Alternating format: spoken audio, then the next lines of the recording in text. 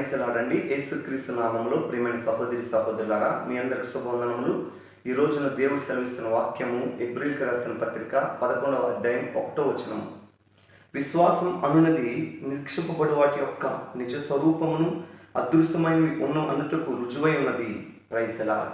ప్రియమైన సహోదరి సహోదరులారా, ఈ యొక్క దేవుని మాటలు వింటున్న మీరు ఏ విషయంలో అయితే ప్రార్థన చేస్తున్నారు, విశ్వసించి ప్రార్థన చేయండి, నమ్మి ప్రార్థన చేయండి.